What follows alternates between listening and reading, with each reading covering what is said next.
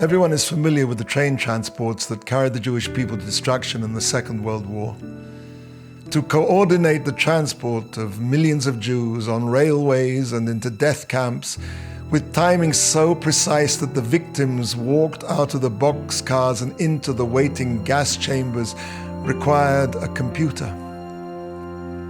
In the 1940s, however, such a computer did not exist. But there was another invention that could do the same job: the IBM punch card sorting system. IBM, primarily through its German subsidiary Deutsche Hollerith Maschinengesellschaft, or DEHOMAG, produced for Hitler some thousands of these embryonic computers. Card sorting facilities were established throughout Europe, and in every major concentration camp, Jews were moved from place to place, gassed or systematically worked to death, and their remains, their hair, their gold fillings, their spectacles, and their pets were catalogued, all with icy automation. The mechanized slaughter of millions of human beings, an unthinkable task, had become orderly, even banal. The unspeakable had become the unremarkable. After witnessing the trial of Adolf Eichmann in 1963, Hannah Arendt coined a new concept: the banality of evil.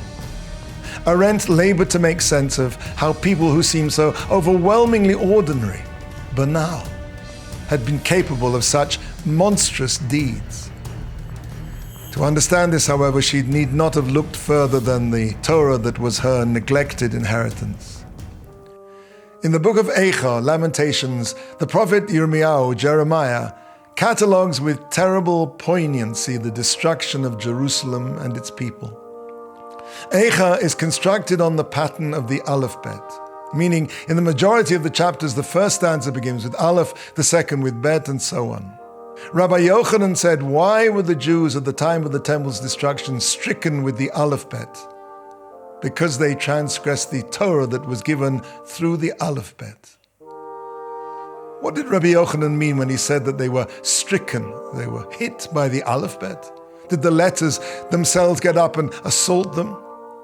Also, why did he stress that the Torah was given through the Aleph-Bet? Surely every book in the world is given through an Aleph-Bet. Let us try and understand. Megillat Eicha, the Book of Lamentations, abounds with events so grotesque that they defy belief. Rabbi Yochanan's question, why were they stricken with the Aleph-Bet, means, what did they do to deserve that the monstrous and the unspeakable should become part of the natural order of things as ordered as the alphabet? The parallel to the Holocaust is striking. Something completely outside all the boundaries of the natural, something monstrous beyond comprehension, became part and parcel of the natural order of things, no different from organizing a hotel or a factory. If we take those letters and build words that express hatred, racism, intolerance, immorality, if we build a world of selfishness, a world of greed and atheism, then those very letters, the order of the world itself, could rise against us again. There's no privilege without responsibility.